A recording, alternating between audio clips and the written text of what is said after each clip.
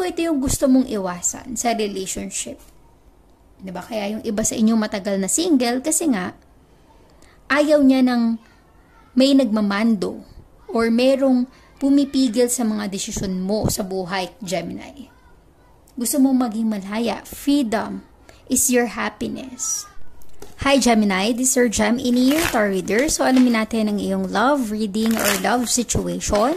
Just a reminder, this is a general reading, so this may or may not resonate with you, so don't take it personally.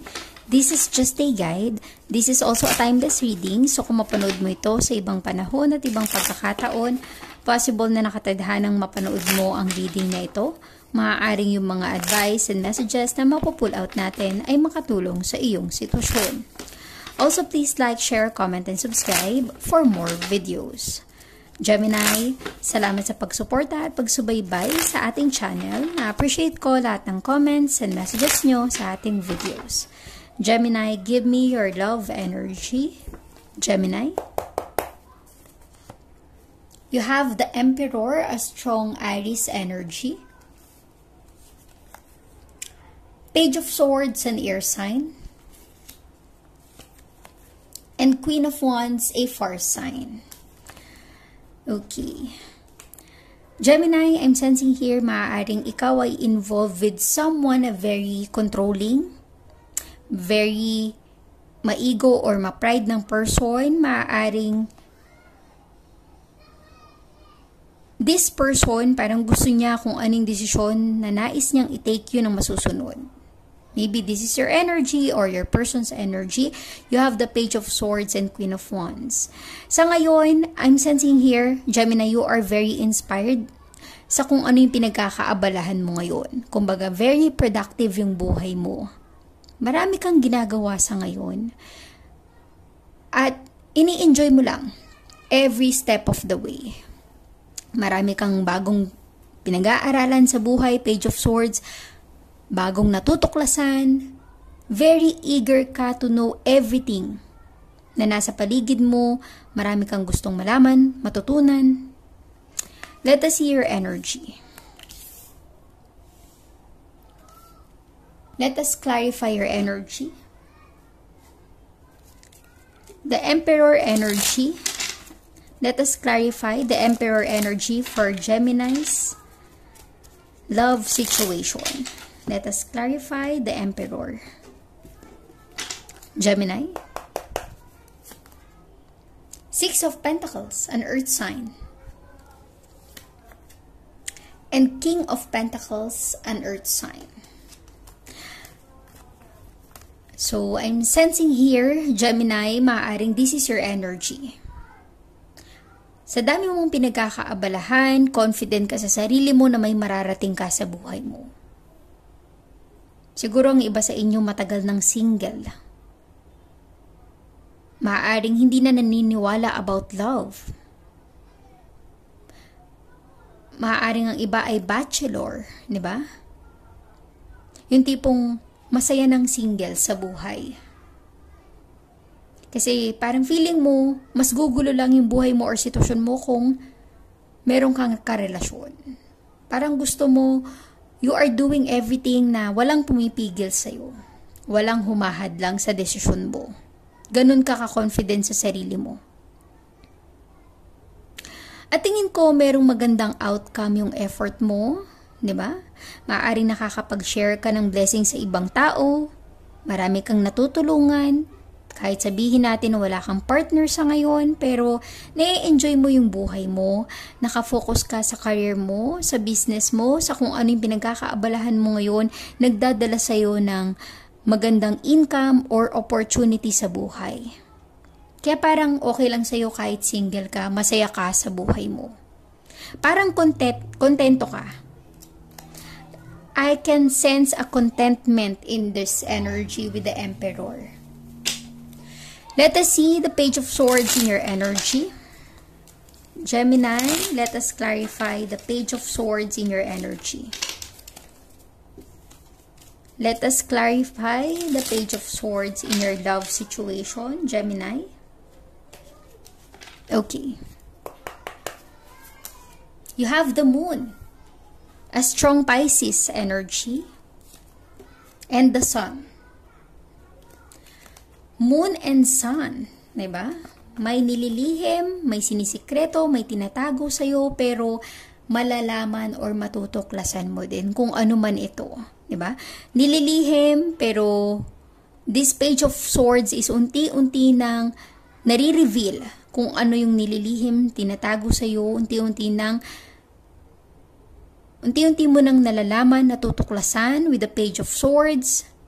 Nagkakaroon ka ng idea, and this will give you hope, pag-asa, bagong simula. Tingin ko kung ano man tong nililihim na ito, positive energy.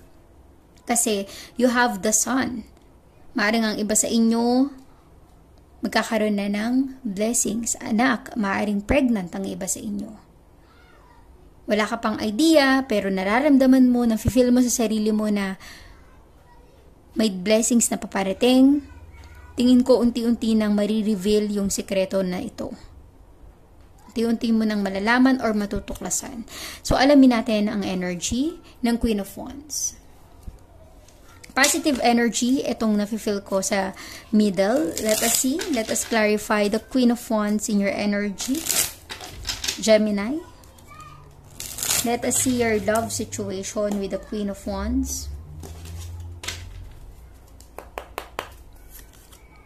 You have Ace of Pentacles, an earth sign.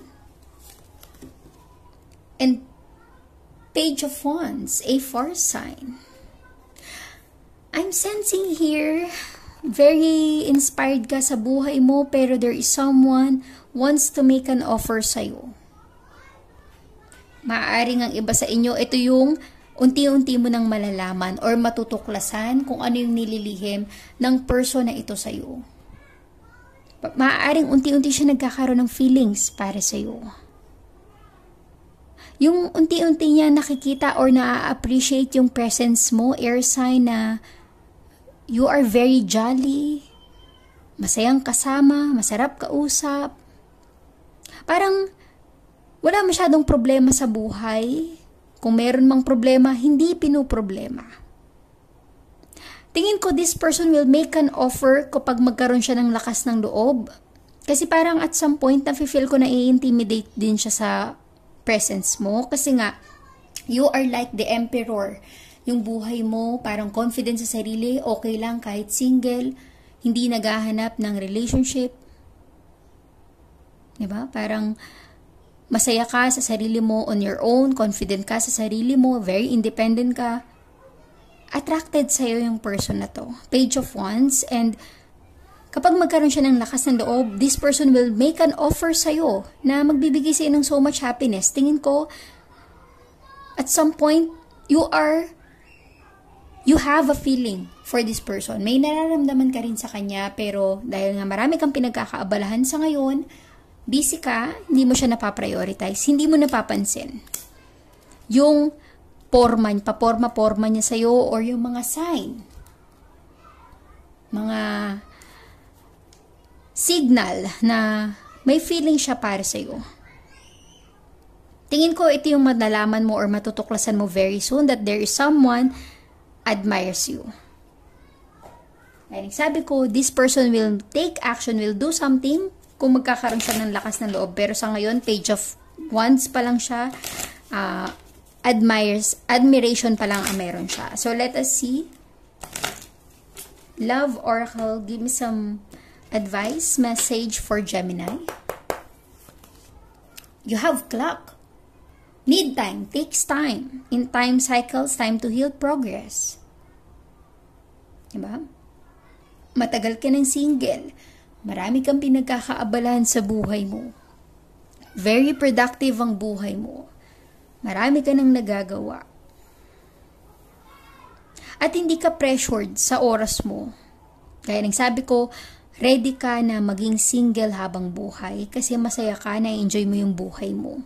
Pero kung meron mang blessings na dumating at magkaroon ka ng maging partner sa buhay mo, open ka rin for that kind of opportunity. You have addiction. Codependent, obsession, progression, controlling, has a black, restraint. Tingin ko ito yung gusto mong iwasan sa relationship. Diba? Kaya yung iba sa inyo matagal na single kasi nga, ayaw niya ng may nagmamando or merong pumipigil sa mga desisyon mo sa buhay, Gemini. Gusto mo maging malaya. Freedom is your happiness. Parang feeling mo pag nasa relationship ka, matatali ka sa isang relasyon na makakasira ng freedom mo. Kaya ang iba sa inyong mga Gemini, tingin ko na i-enjoy yung pagiging single kasi you find freedom being single. Let us see. Angel guide, give me some message, advice for Gemini.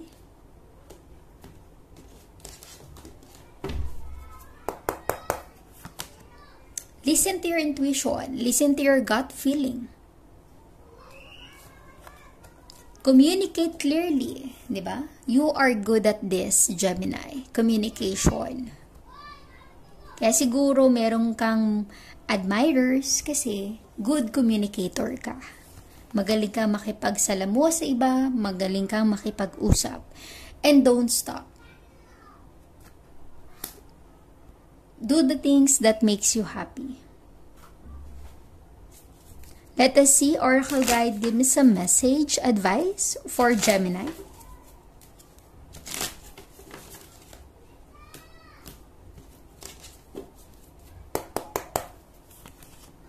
Your commitment is being tested. Gaano ka ka-committed sa buhay mo, sa mga pangarap mo? Surrender to the divine. Just listen to your intuition. Listen to your gut feeling. And adjustments are required.